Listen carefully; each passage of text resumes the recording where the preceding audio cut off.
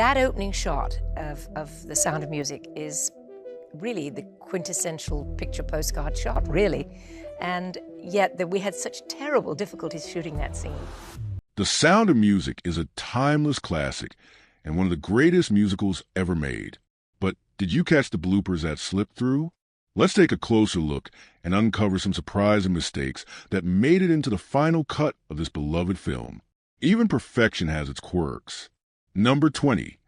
Maria had no prior experience playing the guitar.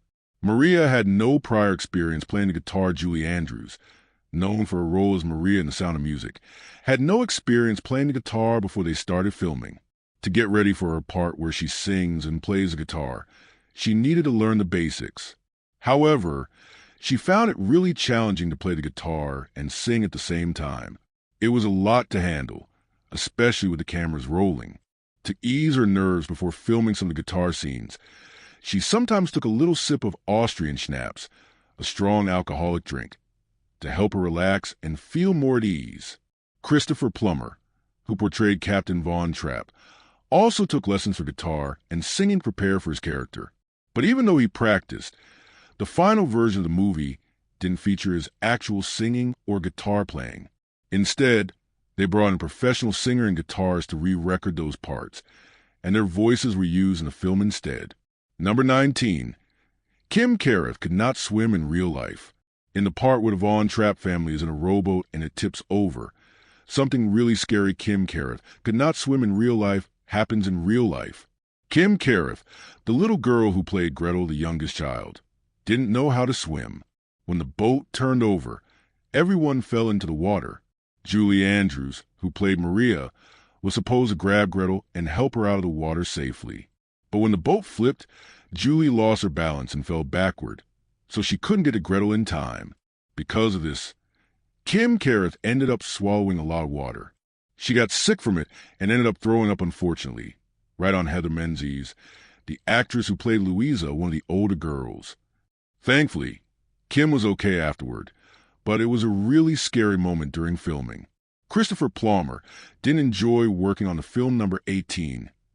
Christopher Plummer didn't enjoy working on the film. Christopher Plummer, the actor who played Captain Von Trapp, didn't really enjoy working on The Sound of Music. He thought the movie was too sweet or sentimental for his taste.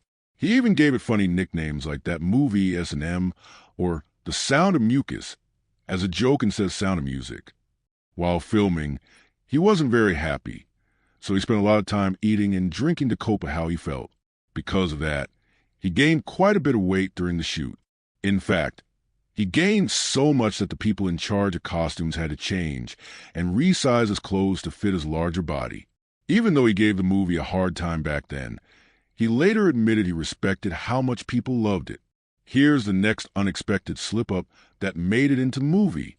The original Von Trapp family house was not used. Number 17. The original Von Trapp family house was not used in the film. The actual house where the Von Trapp family lived is still around, but it's not the one you see in the movie. In the film, the large house is actually a combination of two separate buildings. One was used to show the front, while another was used for the back. The interior scenes weren't filmed in a real house. They were shot on special sets created in Hollywood. The well-known gazebo where the song 16 Going on 17 was filmed wasn't real either. It was constructed just for the film. Later on, it was relocated twice, and now it's at Hellbrunn Palace in Salzburg, Austria, where fans can go see it. The courtyard of Nonnberg Abbey, where Maria lived as a nun, in the movie wasn't filmed at the actual abbey either. A designer named Boris Levin made a replica that looked so authentic, even down to the specific stones and windows. Many people still think those scenes were shot at the real location. Lastly, the part where the Von Trapp family hides in a graveyard from the Nazis wasn't filmed in Austria at all. That whole scene was recorded on a studio set built on the Fox movie lot in Hollywood, even though some tour guides in Salzburg still claim it was filmed there. Number 16. The song Edelweiss was not an Australian classic. The song Edelweiss was not an Australian classic. The song Edelweiss may seem like a classic Austrian folk tune or even like the national anthem of Austria, but it isn't. It was actually composed in the United States for the Broadway musical The Sound of Music. All the music in the show that has an Austrian feel was created by the renowned songwriting duo Rodgers and Hammerstein. Edelweiss was the final song they collaborated on. Unfortunately, Oscar Hammerstein died in 1960, just 9 months after The Sound of Music premiered on stage. Even though it's not an authentic Austrian song, Edelweiss became so well known that many people worldwide thought it was part of Austria's heritage or culture. Maria signed out her rights to the film number 15. Maria signed out her rights to the film. In 1956, a German film producer wanted to create a movie based on Maria von Trapp's book. He offered her $10,000 to purchase the rights to her story. Maria inquired if she could also receive a portion of the profits from the film. However, the producer informed her that German law prohibited movie companies from paying royalties, additional earnings from sales, to individuals who were not German citizens. At that time, Maria had already become an American citizen.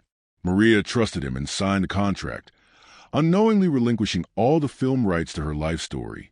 A few weeks later, the producer returned and offered her $9,000 in cash if she would agree immediately.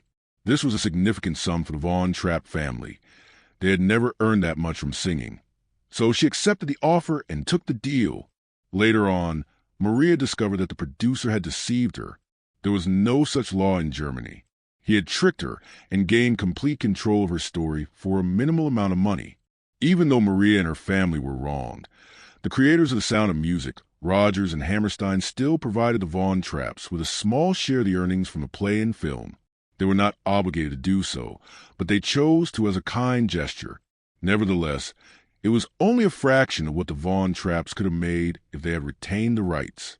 However, Maria didn't hold any resentment. She later expressed that the joy and hope the movie and play brought to people around the globe were worth far more than money. Maria was hired to teach only one child, number 14. Maria was hired to teach only one child. Maria von Trapp didn't begin her journey as a governess for all 7 kids, as depicted in the movie. In reality, she was brought on board in 1926 to tutor just one child. George von Trapp, a retired naval captain, had a daughter, also named Maria, who fell seriously ill with scarlet fever. This was the same disease that had tragically claimed his wife's life 4 years prior. His daughter was unable to walk the long distance, around 4 miles, to school anymore. Therefore, George went to Nonnberg Abbey in Salzburg to request someone to come and teach her at home. At the Abbey, they selected a 21-year-old woman named Maria Augusta Kuchera. She had attended a teacher's college in Vienna and was also residing at the Abbey due to her own health problems. The intention was for her to tutor the girl for just 10 months before she officially became a nun. However, as we know, things didn't unfold as expected. Maria ended up staying much longer, casting Julie Andrews as Maria number 13, casting Julie Andrews as Maria. When screenwriter Ernest Lehman started working on The Sound of Music, he had only one actress in mind for the lead role of Maria, Julie Andrews. He thought she was the perfect fit for the part. But when director Robert Wise came on board, he initially had different ideas. His top picks were Grace Kelly, who had become the Princess of Monaco and had stopped acting, and Shirley Jones, a well-known actress famous for her roles in musicals. However, everything changed when Robert Wise saw some early footage of Mary Poppins, a film that Julie Andrews had worked on but hadn't been released yet. He was so taken by her charm, voice, and presence on screen that he quickly agreed with Lehman that Julie Andrews was indeed the right choice for Maria. Although Andrews was interested in the role, she felt a bit hesitant at first. She didn't want the movie to come off as too sweet or unrealistic, like the stage version sometimes did. But both Lehman and Wise shared her concerns. They wanted to create a story that felt more real and sincere. This made Andrews feel more at ease, and she decided to accept the role. She signed a contract with 20th Century Fox to star in the film for $225,000, a significant amount of money back then. Ultimately, casting Julie Andrews proved to be a fantastic choice. Her portrayal of Maria became one of the most cherished performances in film history and played a huge role in making The Sound of Music the classic it is today. Von Trapp was a loving father number 12, Von Trapp was a loving father. In reality, Captain George Von Trapp was a lot more affectionate and loving than the way he was depicted in the film The Sound of Music. One of the things that upset the real Von Trapp children was how their dad was shown as cold, strict, and distant. It's true that he used a whistle to call his kids, and each child had a unique sound, so they would recognize when he was calling them. He also dressed them in matching sailor outfits.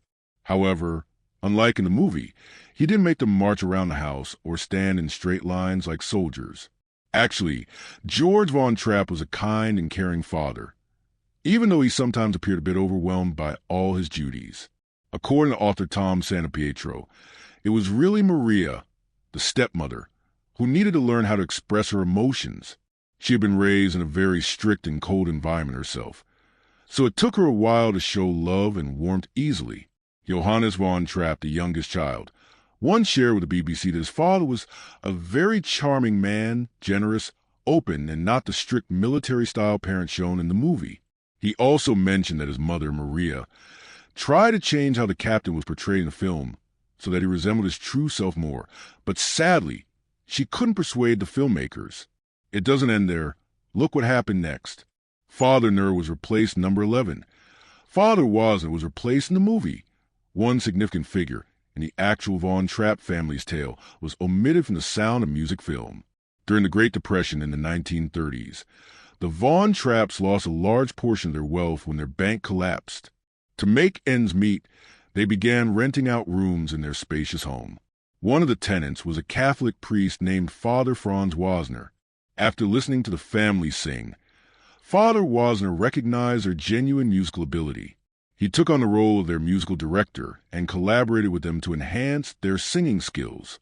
Maria Von Trapp once remarked that he slowly but surely molded them into a real musical group. Because of his guidance, the family transitioned into professional singers. Father Wozner even escaped Austria alongside the Von Trapps and toured with them throughout Europe and the United States.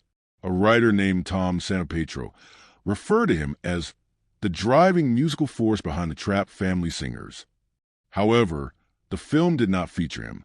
Instead, they created a fictional character named Max Detweiler to represent the person who assisted with their music.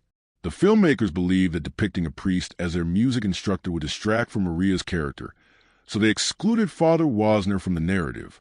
Maria was portrayed as quiet number 10. Maria was portrayed as quiet. Maria Augusta Kuchera, who later became known as Maria Von Trapp, was born in January 1905. When she was just a child, both of her parents passed away, leaving her an orphan. She was then sent to live with an uncle who was said to be very cruel and abusive. As she grew older, Maria attended a teacher's college. During her time there, she deepened her understanding of religion and eventually converted to Catholicism. Following that, she joined the Nonnberg Abbey in Salzburg and began her training to become a nun. In The Sound of Music, Maria is portrayed as quiet, shy, and gentle. However, in reality, she was vibrant and struggled to adhere to the strict rules of the convent. Maria later confessed that she created a lot of chaos at the Abbey. In a 1980 article, she described herself as horrid, the worst you can imagine. She did things like breaking dishes, talking when she was meant to be silent, running around the courtyard, whistling Gregorian chants, which are meant to be serious and sacred, and even climbing onto the roof of the convent. So, while the film depicted her as calm and well-behaved, the real Maria was actually full of life and sometimes a little mischievous. Maria was unsure about marrying Captain Von Trapp number 9. Maria was unsure about marrying Captain Von Trapp. In reality, Maria was unsure about marrying Captain George Von Trapp. In the movie The Sound of Music, they did get married about a year after she came to his house as a governess. But in real life, they were actually married in 1927, which was more than 10 years before they left Austria in 1938. George was much older than Maria. He was 25 years older, and their relationship didn't begin as a romantic love story. He fell in love with her and wanted her to stay, not just as a governess, but as a mother to his children. When he asked her to stay with him and take on that role, she agreed. Maria later said that she believed God helped George choose his words carefully. She thought that if he had just come out and asked her to marry him directly, she might have said no. At first, Maria didn't marry him because she was in love with him. She married him because she cared deeply for the children and wanted to help them. Over time, real love grew between them. And just when you thought you'd spotted them all, here's another detail the filmmakers didn't quite get right. The Von Trapp family didn't sneak through Heimer's number 8. The Trapp family didn't sneak through the mountains. Although the Von Trapp family departed Austria just a day before the Nazis closed the borders, their exit was not as intense as depicted in the film The Sound of Music. Official records and interviews stored in the U.S. National Archives reveal that their escape was actually quite peaceful and well-organized. In a 2003 interview with Opera News, Maria, the daughter of the Von Trapps, clarified that they didn't sneak away by climbing mountains with heavy luggage and instruments, as the movie implies. Instead, they left during the day, took a train, and acted as if they were just going on a trip. She mentioned that they did tell people that they were going to America to sing, and added that they pretended everything was normal so that no one would suspect they were escaping. The family didn't travel by themselves. They were accompanied by their musical conductor, Reverend Franz Wasner, and their secretary, Martha Zachbar. In the film, Reverend Wasner was transformed into the fictional character Max Detweiler, who stayed behind in Austria. However, in reality, Wasner stayed with the family and assisted in guiding their musical career. Their journey started with a trip to Italy. George Von Trapp was able to obtain Italian citizenship because he was born in a region that became part of Italy in 1920. From Italy, the family made their way to London, and then they boarded a ship to the United States. Once they arrived in America in the early 1940s, the Von Trapps toured the country as the Trapp family singers, performing music to support themselves. Eventually, they settled in Stowe, Vermont. In 1950, they opened a 27-room guest lodge, which became a popular spot. Today, the Trapp family lodge is still in operation and has expanded into a larger, more modern facility. It remains owned and managed by the descendants of the Von Trapp family. The Von Trapp family wasn't wealthy, number 7. The Von Trapp family wasn't wealthy as portrayed in the movie. In the film The Sound of Music, the Von Trapp family is depicted as extremely wealthy, residing in a stunning house with numerous servants and no financial issues. However, their actual circumstances were quite different. In the early 1930s, the world faced a significant economic downer known as the Great Depression. Many individuals lost their jobs and savings, and the Von Trapp family was no exception. They lost a large portion of their wealth when their bank collapsed, and they were no longer as affluent as they had previously been. Due to their inability to maintain their large residence, the family had to dismiss most of their staff. To help cover expenses, they began renting out rooms in their home to visitors. This was a major shift from their previous way of life. To generate additional income, the Von Trapps also started considering singing as a means of making a living. They had always loved singing together as a family, but performing for an audience was a different challenge. Captain George Von Trapp, the father, was not very keen on the idea. His daughter, Eleanor, mentioned in a 1978 Washington Post interview that it almost hurt her father to have his family on stage. She clarified that he wasn't being elitist. He simply wanted to shield his children and maintain their privacy. Nevertheless, the family required the funds, so they began performing at concerts and festivals. Audiences adored their music, and they quickly gained popularity. In 1936, they even secured first place in a major music competition in Austria. This achievement helped kickstart their career as a singing group and led them to perform in other nations, including the United States. Eventually, they would relocate to America to escape the threats posed by World War II and begin anew. The children were given the wrong names, number 6. The children were given the wrong names in the movie. In the film The Sound of Music, the Von Trapp family consists of 7 kids, each with unique names and personalities. However, in reality, their names, ages, and even the total number of children were different. In 1926, Maria, the real nun, was sent from her convent to assist with just one child. This child was also named Maria. She was the second oldest daughter of Captain George Von Trapp. She had scarlet fever, a serious illness that had also taken her mother's life 4 years earlier. Since she was still recovering, she couldn't go back and forth to school, so Maria the governess was asked to come and teach her at home. Many people are shocked to find out that one of George's daughters was actually named Maria, just like the woman he would eventually marry. But in the film, none of the children's real names were used. The filmmakers chose to change all their names and even some of their genders to better suit the story. The actual Von Trapp children from George's first marriage were, from oldest to youngest, Rupert, Agathe, Maria, Werner, Hedwig, Johanna, and Martina.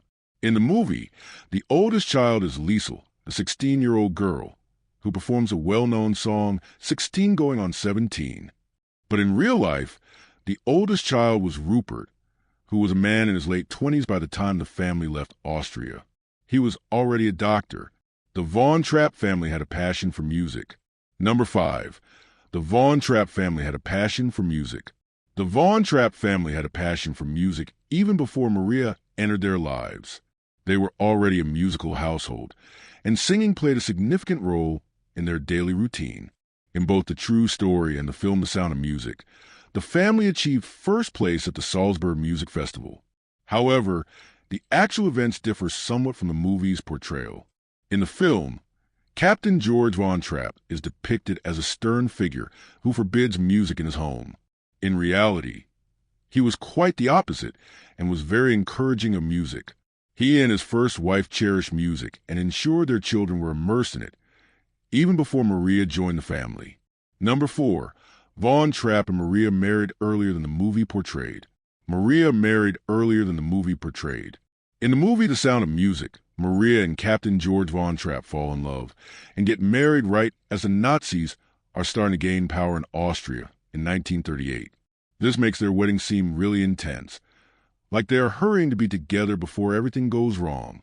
However, that part of the film isn't accurate to what really happened. In reality, Maria and George Von Trapp tied not many years earlier on November 26, 1927. That's over 10 years before the Nazis even invaded Austria. At that time, Maria was just 22 years old, while George was 47, showing a significant age gap between them. As time went on, Maria developed a strong connection with all the children, and with George as well. In her own writings, Maria mentioned that she didn't marry George because she was head over heels in love with him right away. Instead, her love for the children was what made her want to stay with them. Over time, her feelings for George deepened, and they became true partners in life. When they got married in 1927, there was no threat from the Nazis yet. Hitler hadn't taken over Austria, and their marriage had nothing to do with war or politics. They began their life together peacefully, raising the children and later having 3 more of their own. It wasn't until many years later, in the late 1930s, that life in Austria turned dangerous. George Von Trapp was very much against the Nazis, and the family's safety was in jeopardy. That's when they made the decision to leave Austria. But by that time, Maria and George had already been married for over 10 years and had formed a strong, united family. Let's look into another surprising mistake you might have missed. Number 3. Some of Von Trapp kids were omitted in the movie. In the movie The Sound of Music, the Von Trapp family has 7 kids. Each child has their own special name and personality, but they aren't exactly like the real Von Trapp kids. The filmmakers gave them new names and created different characters to make the story more engaging for viewers. The 7 children in the film were inspired by the actual children of Captain George Von Trapp and his first wife, Agathe Whitehead. After Agathe passed away in 1922, George was left a widower with 7 kids. Their real names were Rupert, Agathe, Maria Francisca, Werner, Hedwig Johanna, and Martina. So, the names we see in the movie like Liesel, Friedrich, Louisa, and Gretel are not their real names. The filmmakers changed these names and personalities to add drama, humor, and touching moments that fit the story better. George and Maria had 3 more kids after they got married in 1927. These children are not included in the movie at all. Their names were Rosemarie, born in 1929, Eleanor, born in 1931, and Johannes, born in 1939. Johannes was born in Philadelphia, Pennsylvania, in the United States. By the time he was born, the Von Trapp family had already escaped from Austria and found safety in America. The movie didn't include these three younger kids, probably because it was already telling a big story and needed to keep things simple for the sake of time and storytelling. Adding more children might have made the movie too complicated or too long. So, while The Sound of Music features only 7 children, the real Von Trapp family actually had 10 kids, 7 from George's first marriage and 3 more with Maria. Number 2, Christopher Plummer didn't want to play Captain. Casting the role of Captain Von Trapp in The Sound of Music was quite a challenge. Finding someone to portray Maria was a lot easier. Many well-known actors were considered for the Captain's role, such as Bing Crosby, Yul Brynner, Sean Connery, and Richard Burton. However, the film's director, Robert Wise, really had his heart set on Christopher Plummer for the part. He had seen Plummer performances on Broadway and was really impressed by his skills. Despite this, Christopher Plummer initially had no interest in the role. He turned it down multiple times. He wasn't a fan of how the character was written and felt it might not suit him. Eventually, Robert Wise traveled all the way to London to meet with him face-to-face. During their meeting, Wise shared his vision for the film and how he wanted the Captain to be depicted. He also assured Plummer that he could collaborate with the screenwriter to enhance the character and make him more engaging. After considering all of this, Plummer finally decided to accept the role. Back in June 1960, 20th Century Fox had spent $1,025,000 to acquire the rights to adapt The Sound of Music into a film. That amount would be equivalent to about $10,100,000 in 2016. They also agreed to give the original creators 10% of the film's profits. Number 1. 20th Century Fox was nearly bankrupt until The Sound of Music came to the rescue. Back in the early 1960s, 20th Century Fox, the movie studio, was facing serious financial issues. They had poured a ton of cash into making a film called Cleopatra. Originally, it was supposed to cost just $2 million, but due to various problems during production, the budget skyrocketed to over $44 million. Although Cleopatra did make some money at the box office, it wasn't nearly enough to cover the massive expenses. The studio was on the brink of bankruptcy. Then, The Sound of Music arrived. Initially, Fox was uncertain about how well the film would perform. Musicals had lost some of their popularity, and they were concerned that audiences wouldn't be interested. However, when The Sound of Music premiered in 1965, it became an enormous success. Audiences adored the storyline, the stunning songs, and the fantastic performances by Julie Andrews and Christopher Plummer. The film was so well received that it became the highest-grossing movie of 1965. But it didn't end there. By November 1966, it claimed the title of the highest-grossing film of all time, surpassing Gone with the Wind, which had held that record for 24 years. Thanks to the incredible success of The Sound of Music, 20th Century Fox was saved from financial ruin. The profits it generated allowed the studio to bounce back and avoid going bankrupt. This touching film didn't just become a beloved classic. It also rescued an entire film studio when it was in dire need. If you enjoyed this video, like and subscribe, and also click the next video shown on your screen.